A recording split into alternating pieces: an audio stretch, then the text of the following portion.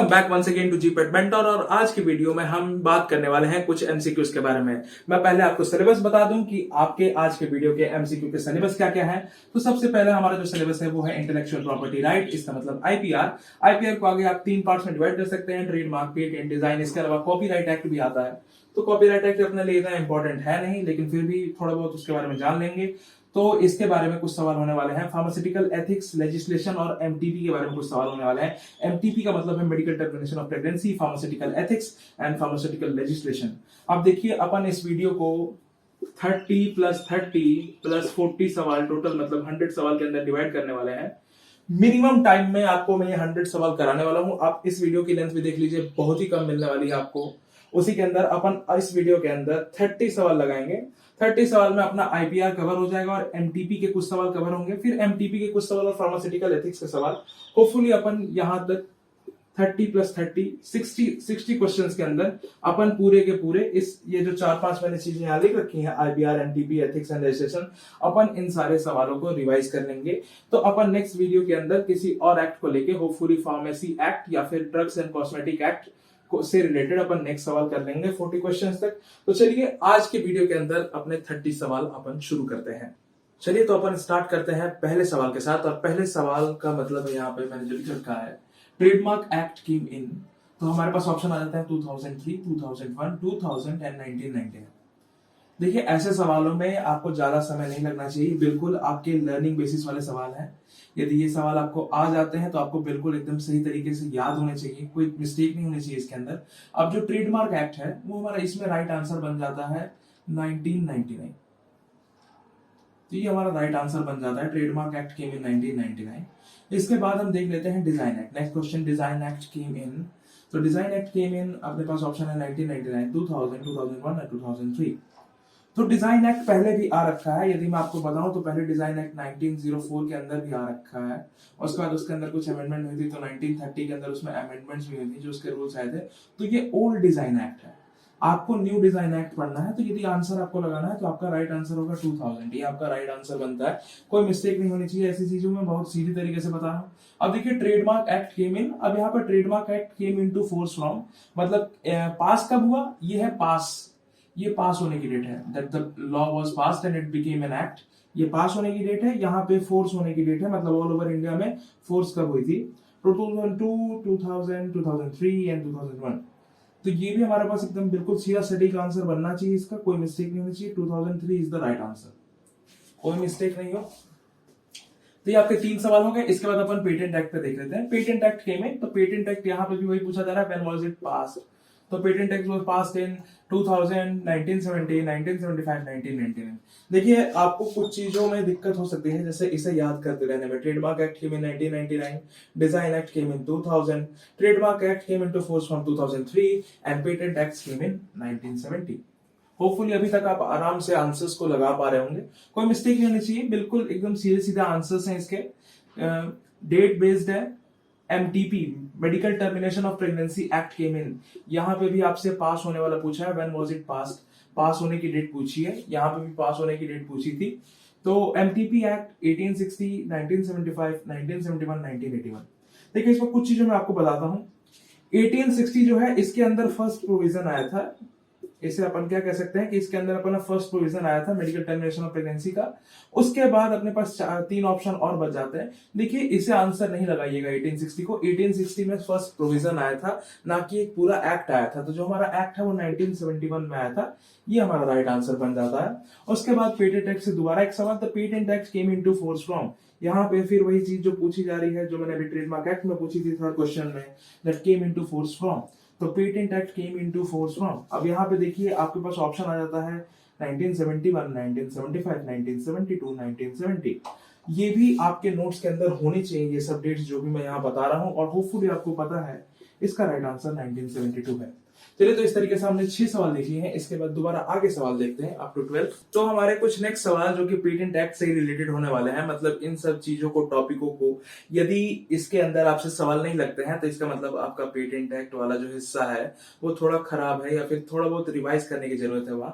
तो चलिए हम पेटेंट एक्ट वाले सवाल देखते हैं। देखिए, टर्म फॉर ऑर्डिनरी पेटेंट। देखिए, नेक्स्ट जो 3 सवाल है 7th, 8th, 9th, इसको ध्यान से देखिएगा। ऑर्डिनरी पेटेंट की टर्म, फूड पेटेंट की टर्म और ड्रग पेटेंट की टर्म। देखिए ये सवाल मैंने ऐसे ही बना रखे हैं ताकि आपका जो सिलेबस है, मतलब जिस भी चीज की आप सवाल यहाँ पे लगा रहे हो, जिस भी एक्ट के, वो एक्ट आपको कंप्लीटली रिवाइज होता जाए और आप मैक्सिमम से मैक्सिमम सवाल लगा सकें। चलिए, तो टर्म फॉर ऑर्डिनरी पेटेंट हमने क्या पढ़ा है? अगर आपने वीडियोस नहीं देखी हैं पेटेंट एक्ट वाली, या फिर और भी अगर आपको नहीं पढ़ी है अभी तक, तो उनकी लिंक्स आपको डिस्क्रिप्शन में जरूर मिल जाएंगी, आप वहां से उन्हें देख लीजिएगा। तो चलिए, अपन ऑर्डिनरी पेटेंट की टर्म है, हमें पता है 20 ईयर्स, ये हो गया हमारा right answer D. Term for food patent की जो टर्म है वो 14 ईयर्स है, ये हमारा राइट आंसर हो गया सी। और जो हमारा ड्रग पेटेंट है, drug patent is for 5 years, ये हो गया हमारा आंसर ए। तो ये हमारे 7th 8th 9th क्वेश्चन के आंसर हो गए। इसके बाद पेटेंट ऑफिस का headquarter is situated in, patent office headquarter is situated in Delhi, Kolkata, Mumbai, Chennai. देखिए इसका राइट आंसर एक ही है, Kolkata. Kolkata is the right answer B.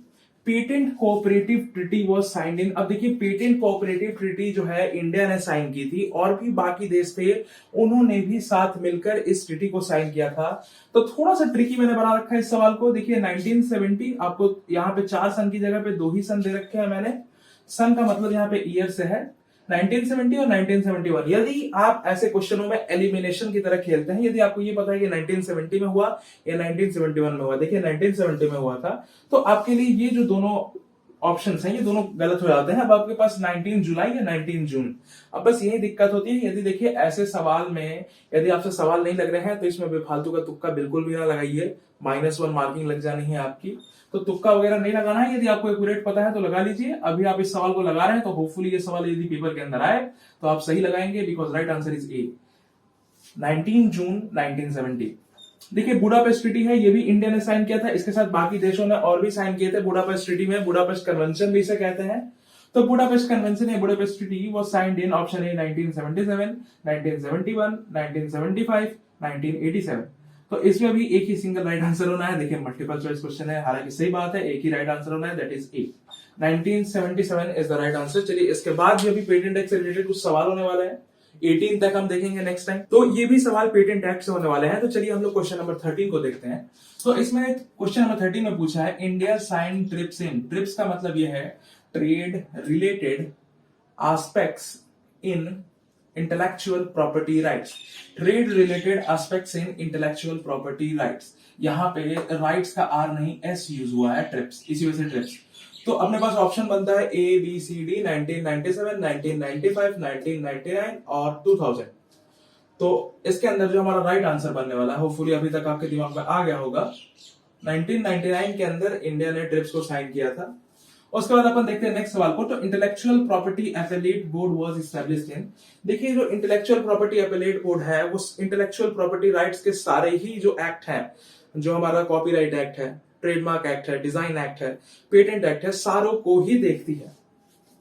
तो चलिए हमारे पास ऑप्शन बन जाता है ए बी सी डी, 2001, 2005, 2007, 2010। अब देखिए इसमें मुझे प्रॉपर डेट नहीं याद है, होपफुली नवंबर के अंदर, नवंबर 2010 के अंदर, 2010 इज आवर राइट आंसर। नवंबर के अंदर अपना इंटेलेक्चुअल प्रॉपर्टी एपेलेट बोर्ड हमारा एस्टैब्लिश हुआ था। चलिए अपन नेक्स्ट सवाल देखते हैं। Which of the following is a non patentable invention, patentable invention वो होते हैं जिन पे आप पेटेंट ले सकते हैं, नॉन पेटेंटेबल इन्वेंशन वो होते हैं जिन पे आप पेटेंट नहीं ले सकते हैं। तो अपने पास आ गया ड्रग प्रोड्यूस, अभी कुछ देर पहले ही हमने टर्म से रिलेटेड सवाल किया, तो ये तो हमारा राइट आंसर बिल्कुल भी नहीं हो सकता। ए बी प्रोसेस, अपन दो तरीके के पेटेंट को पढ़ते हैं, पहला होता है प्रोडक्ट पेटेंट, दूसरा होता है प्रोसेस पेटेंट, तो वो भी नहीं हो सकता हमारे पास। प्रोसेस बी भी हमारा आंसर नहीं हो सकता। Beverages, beverages is the right answer. And D method of manufacture, ये भी प्रोसेस के अंदर ही आता है। दो तरीके के पेटेंट होते हैं, प्रोडक्ट पेटेंट, प्रोसेस पेटेंट। तो सपोज कर लीजिए आप ए से बी मिलाकर सी बना रहे हो, तो ये आपने एक प्रोडक्ट पेटेंट लिया तो आप सी का पेटेंट लोगे, जबकि आप सी का पेटेंट लोगे तो यदि कोई किसी और तरीके से भी सी को बना रहा होगा तो उसका पेटेंट नहीं ले पाएगा। लेकिन अभी यही आप A plus B is equal to C का आप यदि आपने प्रोसेस पेटेंट ले रखा है, तो ये जो पर्टिकुलर तरीका है ए से बी मिलाकर सी बनाने का, तो आपके पास इसका पेटेंट है, ना कि इस प्रोडक्ट का। यदि किसी और तरीके से ई प्लस एफ मिलाकर भी यदि जो कोई सी बना ले रहा है तो कोई दिक्कत नहीं है, उसको आपके पेटेंट से कोई हार्म नहीं है, और आपका पेटेंट आपको इतनी राइट नहीं देता है कि जो इस तरीके से इन सब चीजों को बनाया है, यदि आपके पास प्रोसेस पेटेंट है तो इन पे सवाल खड़ा कर सके। चलिए तो ये बात हुई। इसके बाद अपन देखते हैं क्वेश्चन नंबर 16, हाउ मेनी को owners of patent can B. देखिए को ओनर्स होते हैं पेटेंट के, अपन उसको ध्यान देना है। देखिए इसमें ए बी सी डी है, नॉट मोर देन मैंने लिखा है NMT, नॉट मोर देन 2 5 7 10। तो देखिए इसके अंदर सबसे आसान आंसर आपका बन जाने वाला है ए। ये आपका राइट आंसर है। इन सब चीजों को नोट डाउन कर लीजिए यदि आपने अभी तक नहीं पढ़ी थी तो। What is the penalty for contravention of secrecy provision? अब देखिए क्या होता है कि सीक्रेसी प्रोविजन ये है कि सपोज कर लीजिए आपने डिफेंस पर्पस के लिए कोई ऐसा प्रोडक्ट बनाया है, सपोज कर लीजिए आपने मिसाइल बनाया है या बॉम्ब बनाया है, तो इन सब चीजों को सीक्रेट रखना होता है बाहर के देशों से, इनको पब्लिकली इंस्पेक्शन में नहीं रखा जाता है। बेसिक सबसे पहली बात तो ये कि which type of product are not kept in public invention, the product which are related to the general interest of defence of the country are not kept in public inspection. ठीक, तो अपन penalty for contravention of secrecy provision मतलब आपने क्या किया कि आपने बता दिया कि हमारे पास ऐसा कोई डिफेंस पर्पस के लिए हमारे पास ऐसी कोई मिसाइल है या कोई ऐसी चीज है, तो इसके अंदर आपका राइट आंसर हो जाता है 2 years for jail, 5 lakh rupees fine. देखिए इसमें मोस्टली प्रोबेबली आप लोग आंसर लगाते हैं बोथ बी एंड सी, लेकिन ऐसा बिल्कुल भी नहीं है। उसके अंदर आपको 2 years की जेल होती है, आपको मॉनेटरी फाइन नहीं देना पड़ता है। मॉनेटरी फाइन का मतलब है मनी रिलेटेड फाइन। ठीक, to oppose a patent how much time is granted post public inspection, मतलब पब्लिक इंस्पेक्शन जब होता है तो लोग आते हैं देखने के लिए कि which type of patent is suppose to be granted, तो ऐसे पब्लिक इंस्पेक्शन के बाद आपको अपोज करने के लिए टाइम मिलता है। यदि उसके अंदर आपके पेटेंट से रिलेटेड कोई अपोजिशन नहीं है, फिर आपको जाके आप पेटेंट को साइन कर सकते हैं। तो उसकी एक टर्म होती है, वो टर्म क्या है, 6 month, 4 month, 3 month and 1 year। तो इसका राइट आंसर हो जाएगा 4 month। यदि पब्लिक इंस्पेक्शन आज हो रही है अप्रैल के अंदर और आपने 4 महीने बाद मतलब कि अप्रैल, मई, जून, जुलाई और जुलाई तक आप कोई ऑपोजिशन नहीं आया आपके पेटेंट, जिस चीज आप पेटेंट ले रहे हैं, तो वो पेटेंट आपका हो जाएगा, कोई दिक्कत नहीं होगी। तो ये हो गया 18th क्वेश्चन तक। इसके बाद हम कुछ सवाल देखेंगे ट्रेडमार्क एक्ट से रिलेटेड। तो अपन नेक्स्ट सवाल को देखते हैं, क्वेश्चन नंबर 19 से शुरू करते हैं। Age limit for chairman of the board is, मैं यहाँ पे किस बोर्ड की बात कर रहा हूँ, अभी अपने जस्ट पढ़ा इंटेलेक्चुअल प्रॉपर्टी राइट के लिए जो एपेलेट बोर्ड बना हुआ है उसके चेयरमैन की यहाँ पे बात हो रही है। तो चेयरमैन की जो एज लिमिट है उसके बारे में हमें जानना है। तो 60, 62, 65, 70 हमारे पास 4 ऑप्शन है यूजुअल की तरह, और हमारा राइट आंसर इसमें बन जाता है 65 ईयर्स।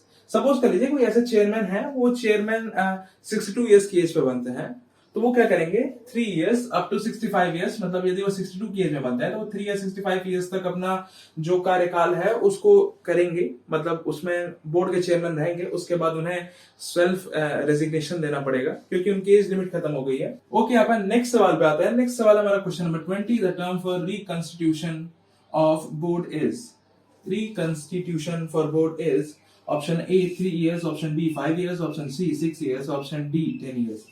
तो इसके अंदर क्या है कि ये जो हमारा बोर्ड है उसकी जो टर्म है, जैसे अपन फार्मेसी एक्ट पढ़ते हैं तो हमारा जो पीसीआई है उसकी टर्म 5 years है, वैसे ही हमारे इंटेलेक्चुअल बोर्ड की हमारा 6 years मैंने लगा दिया है, रॉन्ग मिस्टेक, ये हमारा 5 years है। This is the right answer, 5 year ही हमारा राइट आंसर है। स्मॉल मिस्टेक हो गई थी, कोई बात नहीं। तो 5 years is the right answer. Next सवाल अपन देखते हैं 21, penalty for false information in patent office, penalty for using, यहाँ यूजिंग कर दीजिए, using false information in patent office. Option A 6 months of jail, option B fine and option C both A and B and option D none of the above. तो इसमें हमारा right answer हो जाता है 6 month की jail भी होती है और आपको फाइन भी लगता है, both A and B is the right answer. फिर इसके बाद आते हैं दोबारा, publication of patent report is done in, जैसे जो पेटेंट रिपोर्ट है जो आपने एप्लीकेशन दे रखी है पेटेंट ऑफिस के अंदर आपने पेटेंट लेने के लिए, तो उसकी एक रिपोर्ट जो कि आती है यूजुअली वो 18 months के बाद आती है। होपफुली मैंने आपको आंसर बता ही दिया है, option C is the right answer. 18 month के बाद वो रिपोर्ट पब्लिश होती है। उससे पहले यदि आपको पब्लिश करवाना है, देखिए मैं बहुत खास बात बता रहा हूं, उससे पहले यदि आपको अपनी रिपोर्ट पब्लिश करवानी है तो आपको फॉर्म 1 एंड फॉर्म 2 ये दोनों ही फॉर्म भरने पड़ेंगे, ताकि आपका जो पेटेंट रिपोर्ट है जो आने वाला है वो यूजुअल टाइम से बहुत ही पहले पब्लिश हो जाए। तो याद रखिएगा form 1 and form 2। Failures to give information to controller general that leads to penalty of, यदि कंट्रोलर जनरल आए हुए हैं या फिर कंट्रोलर जनरल के पास गए हैं और उनको आप प्रॉपर इंफॉर्मेशन जो होनी चाहिए वो नहीं प्रोवाइड करवा पा रहे हैं, तो फिर भी आपको फाइन लगेगा। अब वो पेनल्टी आपको कितने की लगेगी, तो option A B C D, fine up to 500,000, 2,000, 5,000 rupees. तो अपन इसमें राइट आंसर हमारा हो जाता है B, fine up to 1,000 rupees. चलिए अपन नेक्स्ट सवाल को देखते हैं। Question number 24, renewal of trademark must be done once in option A 5 years, option B 7 years, option C 10 years and option D 14 years। ये बिल्कुल ही सेम तरीके से मैंने लिखा है जैसे कि मैंने आपको टर्म ऑफ पेटेंट के बारे में लिखा था। तो चलिए अपन टर्म ऑफ इसको समझते हैं। Renewal of trademark must be done once in, हमारा राइट आंसर हो जाता है 10 years। It must be done once in 10 years। तो हम आ गया है लास्ट पार्ट ऑफ अपन वीडियो पे। अपन ने 30 क्वेश्चंस करने थे। 30 क्वेश्चन में अपन क्वेश्चन नंबर 25 को देखते हैं। Question number 35 is patent can be filled by a first inventor, B assignee of inventor, C legal representative of inventor, D all of above. देखिए इसका आंसर डी होगा, क्योंकि फर्स्ट इन्वेंटर ही patent मांगता है तो वो अपनी एप्लीकेशन फाइल कर सकता है।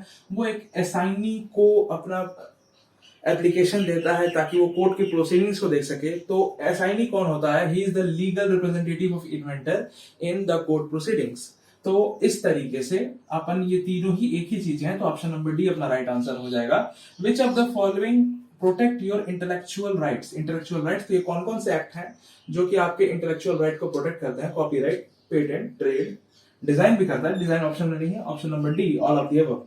Inventions related to atomic energy are option A patentable, option B non patentable, option C both, option D none.